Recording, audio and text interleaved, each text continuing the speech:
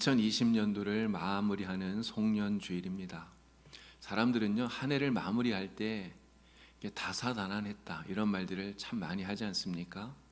내 올해를 돌이켜보면 코로나 때문에 정말 모두가 힘들었던 그런 시간들을 지냈었기 때문에요, 이 다사다난하다 이 말이 정말 실감이 나는 그러한 한 해였다고 생각이 됩니다. 2020년 올 한 해가 이렇게 코로나 때문에 정말 힘든 한 해가 될 거라고 생각했던 사람은 아무도 없었겠죠. 아무도 상상하지 못했던 그런 일들이 우리에게 벌어진 것입니다. 중국 우한에서 이 코로나 바이러스가 처음 발생해서 또 감염자들이 생겨나고 사망자들도 생겨나고, 그렇게 되었어도 사실 예전에 있었던 사스나 신종플루나 메르스나 이런 것들처럼 어느 정도 시간이 지나면 진정도 되고 그리고 종식도 될 것이다 이렇게 생각을 했었는데요, 이번 코로나 사태는 우리나라뿐만 아니라 정말 전 세계 정말 많은 나라에 확산이 되어서 아무도 상상하지 못했던 너무나 큰 어려움을 우리에게 준 것입니다. 다들 아시는 대로 연초부터 학교가 제대로 개학을 못했어요. 계속 연기하다가 결국 온라인으로 그렇게 학교 문을 열지 않았습니까? 등교 수업을 또 재개를 했어도 아이들이 다 같이 학교를 가지 못하고 이렇게 반을 나눠서 또 학년을 나눠서 그렇게 등교를 했었습니다. 또 나머지는 온라인으로 수업을 하고 이렇게 했었죠. 결국 그러다가 지금은 또 이렇게 코로나가 정말 확산이 되어서 전체가 온라인 수업을 해야 되는 이런 비상사태가 계속되고 있는 것입니다. 심지어는 올해 대학에 입학한 그런 학생들 가운데는요, 1학기, 2학기 전부 다 온라인으로 수업을 하다 보니까 학교를 제대로 가질 못해서 이게 그냥 일반 학교를 대학을 다니는 건지 사이버 대학을 다니는 건지 헷갈릴 정도의 이런 아이들도 있다고 하는 이런 이야기를 들었습니다. 코로나 바이러스가 또 바이러스 감염병이다 보니까 사회적 거리두기를 우리가 하지 않았습니까? 근데 이 사회적 거리두기를 하다 보니까 특별히 자영업자들 또 소상공인들 이런 분들이 굉장히 큰 어려움들을 당했었죠. 거리두기 단계가 올라가게 되면 가게 문을 닫아야 되고 또 영업을 접어야 되기 때문에 매달 인건비는 나가고 또 임대료는 꼬박꼬박 나가야 되는데, 그래서 버텨내지를 못하고 그래서 눈물로 폐업을 해야 되는 이런 사람들이 너무나 많이 생겨나게 되었던 것입니다. 또 코로나 사태 속에서 우리 교회도 정말 힘든 시간을 보냈습니다. 교회는 함께 모여서 예배를 드리고 또 하나님의 은혜를 함께 나누고 그리고 받은 은혜를 가지고 세상에 나가서 전하는, 이것이 우리 교회의 본 모습 아닙니까? 그런데 코로나로 인해서 대면 예배가 비대면 예배로 바뀌게 되고 또 교회에서 모일 수 없는 이러한 안타까운 현실들이 계속되게 되었던 것이죠. 우리 교회도 여러분 아시는 대로 올해 초부터 비대면으로 그렇게 예배를 드렸습니다. 한동안은 또 모였지만 지금은 또다시 이렇게 온라인으로 예배를 드려야 되는, 가정에서 예배를 드려야 되는 이러한 상황이 벌어지게 된 것이죠. 교회가 성탄절 예배, 또 이 송년 예배, 신년 예배, 송구영신 예배 이러한 예배들을 비대면으로 드려야 되는, 정말 아무도 경험해 보지 못했던 이러한 초유의 사건이 우리 앞에 펼쳐지게 된 것입니다. 이처럼 우리를 힘들게 한 이 코로나 사태는 분명 2020년 우리에게 닥친 가장 큰 고난이라고 말할 수 있습니다. 그러면 하나님께서 왜 우리에게 이렇게 큰 고난을, 이 고난을 우리에게 허락하신 것일까요? 분명히 이유가 있겠죠. 그런데 우리가 기억해야 될 것이 있습니다. 이 고난의 이유를 찾으면서 무조건 이 고난의 이유를 죄의 결과로 돌리는 것은 잘못된 생각이라고 하는 것이죠. 물론 죄로 인해서 고난을 당하기도 합니다. 하지만 모든 고난이 죄의 결과 때문이거나 또는 고난당하는 것이 반드시 불행은 아니라는 것을 우리는 기억해야 되는 것입니다. 구약시대의 유대인들은 이 고난을 하나님의 심판이라고 생각을 했어요. 죄에 대한 징벌이라고 생각을 했었던 것이죠. 욥이 고난당할 때 욥을 찾아와서 이야기했던 세 친구의 이야기를 보면 그러한 생각을 우리가 잘 알 수가 있습니다. 이 세 친구가 찾아와서 하는 그 말을 보면 바로 이러한 생각이 거기에 깔려 있는 것이죠. 아니 땐 굴뚝에 연기가 나겠느냐, 이런 속담이 있지 않습니까? 바로 그 말처럼 죄 지은 게 없는데 왜 이런 고난을 당하느냐, 그렇게 그들은 생각했던 거예요. 분명히 잘못한 게 있기 때문에 하나님께 벌을 받는 것이지, 이렇게 생각을 했다는 것이죠. 그래서 욥의 친구들이 욥에게 하는 그 말의 요지를 보면 처음부터 끝까지 똑같습니다. 회개해라. 너가 잘못한 것이 있지 않느냐. 회개하면 하나님이 긍휼히 여겨주시고 반드시 용서해 주신다, 회복시켜 주신다, 이렇게 이야기를 하는 거예요. 욥의 친구들이 하는 이야기가 잘못된 것이 아니죠. 이들이 하는 그 말만 놓고 보면 정말 맞는 말입니다. 정말 좋은 말이에요. 그런데 모든 고난은 죄의 결과라고 하는 이러한 인식부터가 문제가 있기 때문에 죄 없는 욥을 정죄하고 있다고 하는 것입니다. 히브리서에서는요, 오히려 고난을 죄의 결과가 아니라 하나님의 사랑의 표시라고 그렇게 말을 해요. 주께서 그 사랑하시는 자를 징계하시고 그가 받아들이는 아들마다 채찍질을 하신다, 이렇게 말씀하고 있습니다. 심지어는요, 아들이기 때문에 아버지가 징계한다는 거예요. 아들이기 때문에 아버지가 징계한다. 징계가 없는 아들은 아들이 아니라 사생자다, 이렇게까지 히브리서에서는 이야기하고 있는 것입니다. 즉 하나님께서는요, 하나님의 아들인 우리 성도들을 사랑하기 때문에 우리를 징계하기도 하시고 때로는 우리에게 고난도 주신다고 하는 것입니다. 2020년 한 해 동안, 그리고 지금도 여전히 우리가 겪고 있는 이 코로나 사태는 분명 큰 고난인 것이 분명합니다. 그리고 이 고난을 통해서 우리 하나님께서 우리에게 주시는 뜻과 계획이 있다는 것도 우리는 분명히 알고 있습니다. 하나님의 크신 사랑이 이 속에 담겨져 있다고 하는 것이죠. 그러나 솔직히 제가 여러분들에게 말씀을 드리면 하나님께서 왜 코로나 사태를 우리에게 주셨는지, 물론 이런저런 이야기를 할 수는 있겠지만 그 정확한 이유는 제가 잘 모르겠어요. 그러나 분명히 아는 것이 하나 있습니다. 그것은 이 코로나 사태 속에서도 하나님께서는 우리를 그대로 방치하지 않으시고 여전히 우리를 돕고 계시다는 것입니다.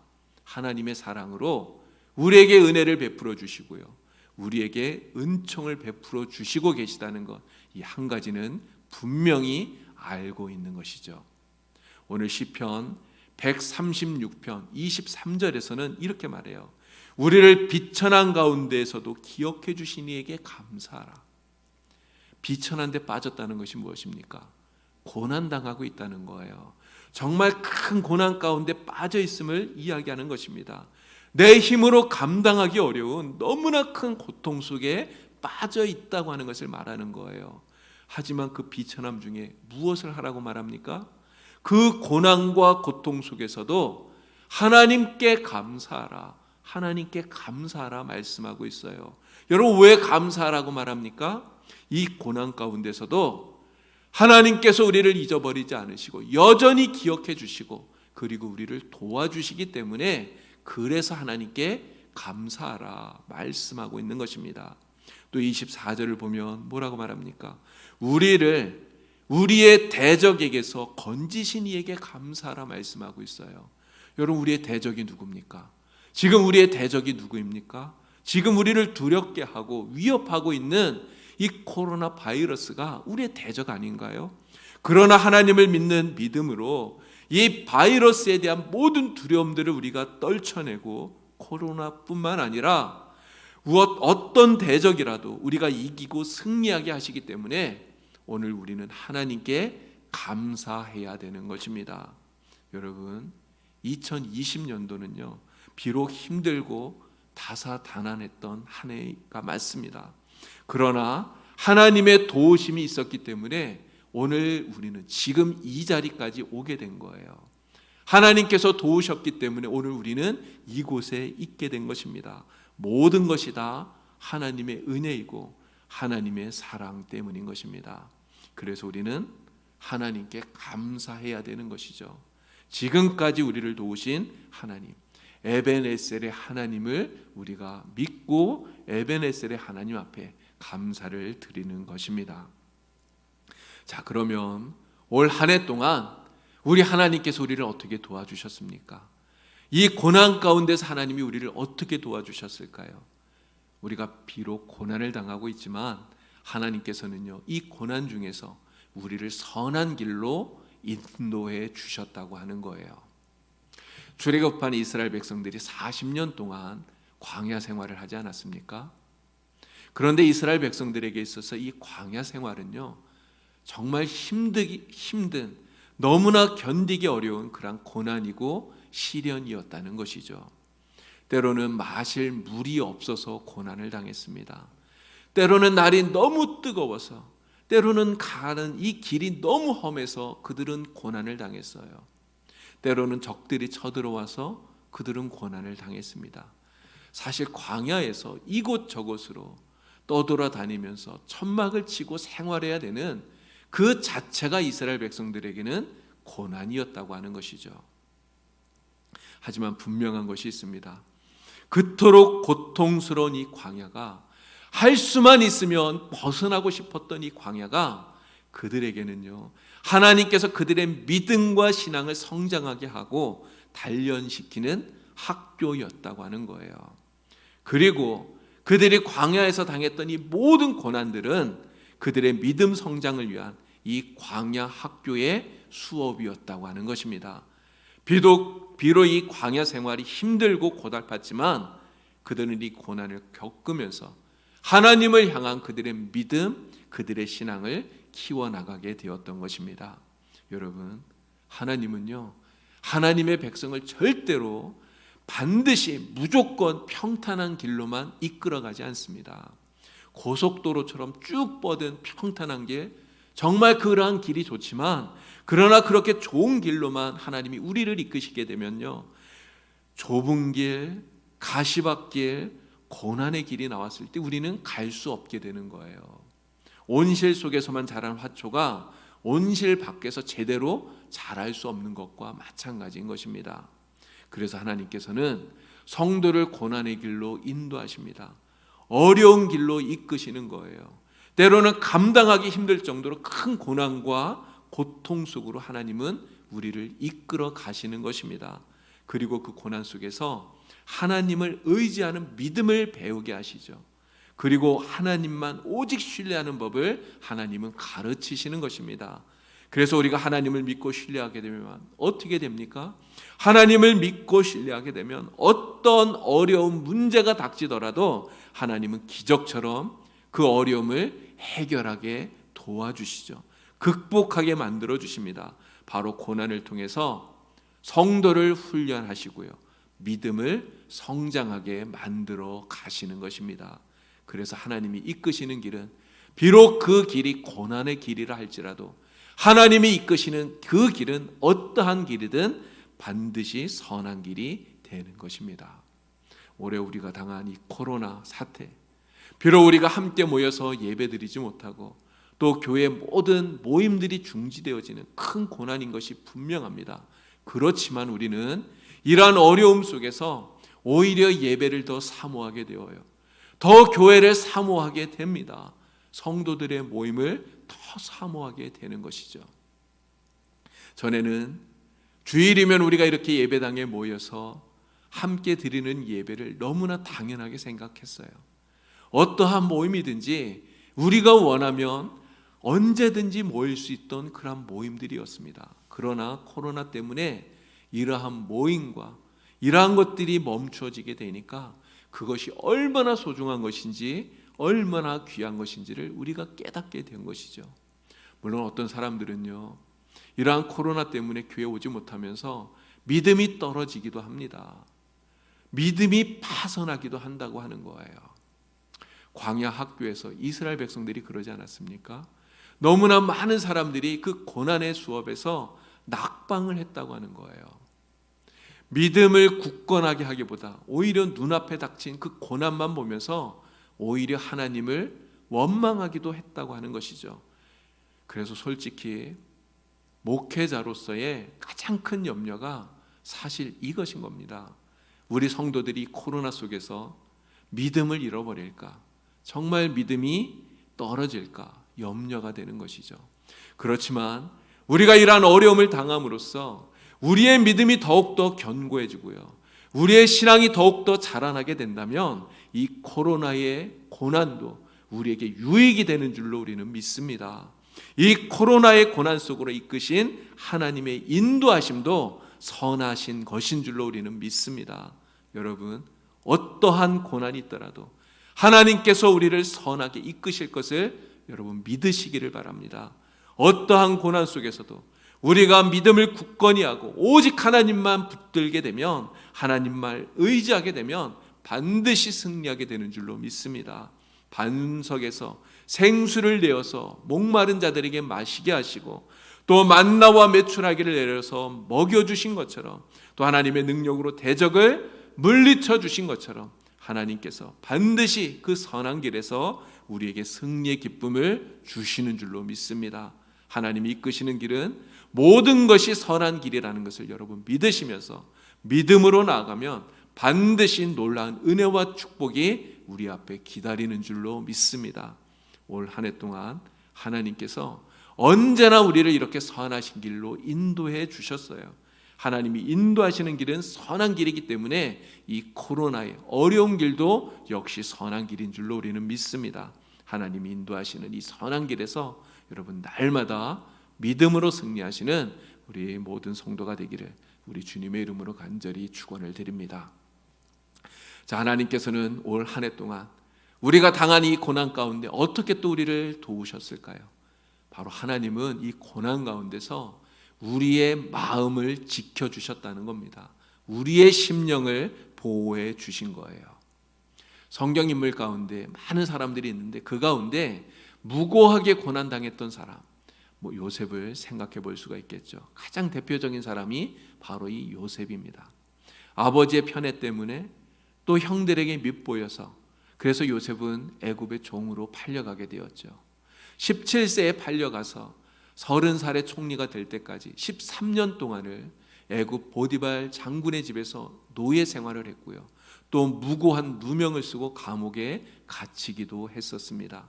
하지만 하나님께서는요, 이러한 요셉을, 이렇게 고난당하는 요셉을 그냥 버려두지 않았다는 거예요. 하나님께서 요셉과 항상 함께 하셨죠. 그를 도우셨어요. 그런데 무엇보다도 하나님은요, 이 요셉의 마음을 지켜주셨다는 것입니다. 그의 심령을 지켜주신 거예요. 성경은 만물보다 거짓되고 심히 부패한 것이 마음이라고 이렇게 이야기합니다. 여러분, 고난 속에서 사람의 마음은 쉽게 상하게 돼요. 마음이 상하면 입이 거칠어지고 그리고 행동이 악해지는 것입니다.